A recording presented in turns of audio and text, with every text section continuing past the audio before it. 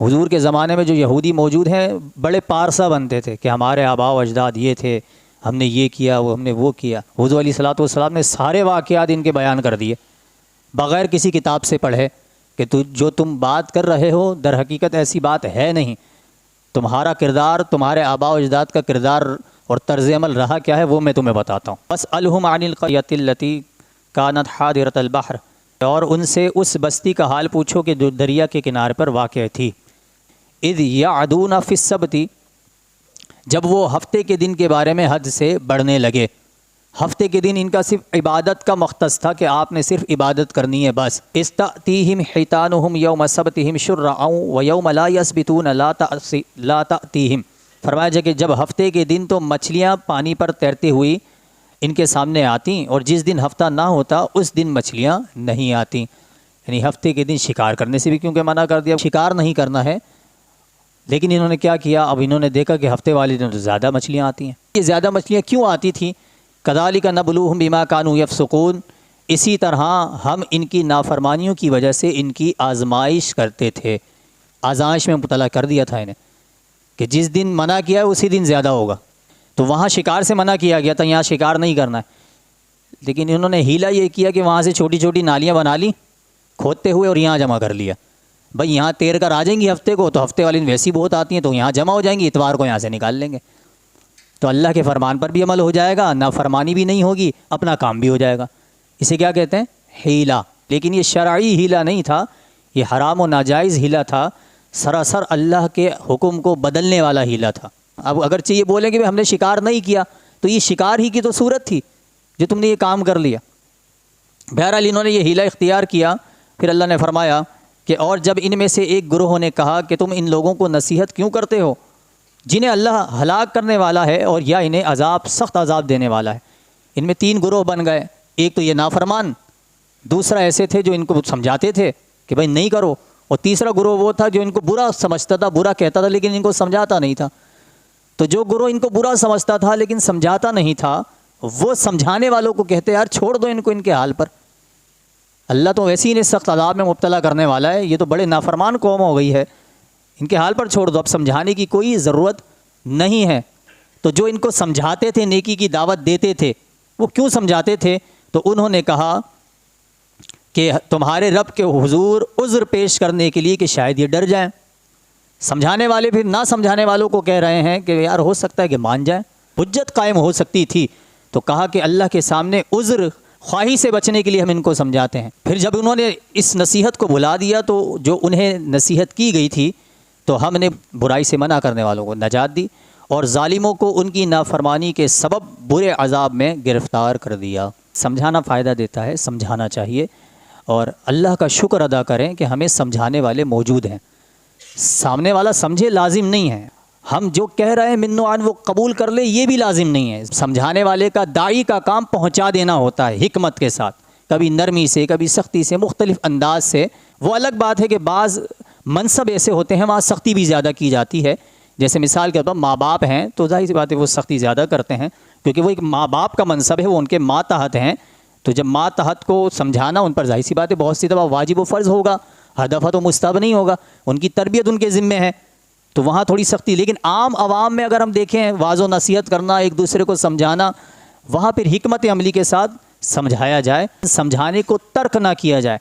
ہمارے ہاں بہت سے بولتے ہیں چھوڑو یار یہ تو کبھی بھی نہیں سمجھیں گے، نہیں، ایسا نہیں ہونا چاہیے، سمجھائیں اور اللہ کا شکر ادا کریں کہ ہمارے ہاں ایسا ماحول بنا ہوا ہے۔ ہمارے ہاں یہ بر صغیر کے اندر پھر بھی مختلف انداز سے لوگوں کو سمجھانے کے، لوگوں کو تبلیغ کرنے کے، مختلف صورتوں میں نیکی کی طرف بلانے کے، نیکی کی دعوت دینے کے ہمارے پاس مواقع بہت اچھے موجود ہیں اور سمجھایا جاتا ہے، بتایا جاتا ہے۔ ورنہ جس طریقے سے آپ علل اعلان اور بالکل آزادانہ طور پر مسلمانوں کو یہ بر صغیر کے اندر سمجھاتے ہیں نا، آپ چلے جائیں ذرا دیگر یورپین کنٹریز کے اندر، قوانین آپ کو اس چیز کی ایسی اجازت نہیں دیں گے کہ آپ اس طریقے سے تبلیغ کرتے پھریں، لوگوں کو سمجھاتے پھریں، یہ ہر جگہ اجازت نہیں ہے آپ کو۔ اسے کہیں گے کہ آپ کسی کی ذاتی زندگی میں عمل دخل کر رہے ہیں، آپ اس طریقے سے کسی کو نہیں سمجھا سکتے، کسی کو نہیں بول سکتے، کوئی غلط کر رہا ہے آپ انگلی نہیں اٹھا سکتے ایسے جاتے ہوئے، کیوں؟ کیونکہ اسے قانونی پروٹیکشن حاصل ہے۔ حتیٰ کہ معاملات یہاں تک ہیں کہ اولاد کو بھی سمجھانا تو واجب بھی ہوگا نا، لیکن اگر اولاد جا کر، قوانین بہت سارے ملکوں میں ایسے بن چکے ہیں کہ اولاد جا کر ماں باپ کی شکایت کرے تو ماں باپ کو جیل میں ڈال دیا جائے گا، اس قسم کے قوانین بنے ہوئے ہیں۔ وہ الگ بات ہے کہ آپ کی تربیت اچھی ہو تو وہ نہیں جائے گا، بچہ باہر جائے گا، اسکول پڑھے گا، وہاں کالج پڑھے گا، وہاں کے ماحول میں رہے گا تو اسی قسم کے اثرات آئیں گے، تو کس قدر مشکل ہو جاتا ہے بعض اوقات ماں باپ کو سمجھانا، ماں باپ کا سمجھانا مشکل ہو جاتا ہے اولاد کو، کس طریقے سے کرے کہ اسکول میں کچھ اور سکھایا جا رہا ہے، ملکی قوانین کچھ اور کہہ رہے ہیں، وہاں کوئی بھی جنس اختیار کرنے کی اجازت دی جا رہی ہے، وہ اپنے آپ کو مرد کہے، عورت کہے، کچھ بھی کہے، اسے اجازت دی جا رہی ہے۔ جب وہ گھر پر آ کر کہتا ہے یہ بات یا کہتی ہے یہ بات اور والدین اس کو اس چیز کا منع کرتے ہیں یہ چیز غلط ہے، تو اگر وہ شکایت کر دیتی ہے تو پھر اولاد کے شکایت کرنے کے بعد والدین کو یا تو سزائیں ہوں گی یا پھر قانونی طور پر حکومت اولاد کو پروٹیکشن میں لے گی اور آپ کو اولاد سے جدا کر دے گی، جائیں آپ، ابھی حکومت کی ذمہ داری ہے، یہ بچے آپ کے نہیں رہے، اب ہم پالیں گے ان کو۔ اس قدر مسائل اور گمبھیر مسائل ہیں تربیت کے سلسلے میں، سمجھانے کے سلسلے میں، لوگوں کی تربیت کرنے کے سلسلے میں، تو اللہ کا شکر ادا کریں کہ ہمارے ہاں پھر بھی اس قسم کا ماحول نہیں ہے، سمجھا سکتے ہیں ایک دوسرے کو، بتا سکتے ہیں، ایک دوسرے کو متوجہ کر سکتے ہیں، نیکی کی طرف بلا سکتے ہیں، گناہوں سے روک سکتے ہیں۔ وہ الگ بات ہے کہ ہمیں بعض دفعہ چڑچڑا پن آ جاتا ہے، کیا یار یہ پیچھے لگ جاتے ہیں ہر وقت، وہ الگ بات ہے کہ بعض اوقات سمجھانے والے کی غلطی ہوتی ہے، حکمت بھرا انداز نہیں ہوتا، بعض اوقات موقع محل نہیں ہوتا، وہ خامیاں رہتی ہیں، لیکن پھر بھی اگر آپ مجموعی اعتبار سے دیکھیں تو ہم پھر بھی اس اعتبار سے بہتری کی طرف ہمارا ماحول ہے کہ سیکھنے سکھانے سمجھانے کا ہمیں آزادانہ طور پر موقع ملتا ہے، اور یہ ہونا چاہیے، اللہ کی رضا کے لیے ہونا چاہیے۔ سمجھاؤ کہ سمجھانا مسلمانوں کو فائدہ دیتا ہے، ہمیں تو حکم دیا گیا، قرآن نے حکم دیا، اب مجھ پر اور آپ پر ڈیپینڈ کرتا ہے کہ میں اور آپ کس انداز سے سمجھاتے ہیں، کس انداز سے لوگوں کو راغب کرتے ہیں، کس انداز سے لوگوں کو متوجہ کرتے ہیں، لیکن ترک نہ کریں۔ سب سے بڑی ذمہ داری والدین کی ہے، وہ اپنی اولاد کو کہاں کس انداز سے کیسے سمجھاتے ہیں، ان کی تربیت کرتے ہیں۔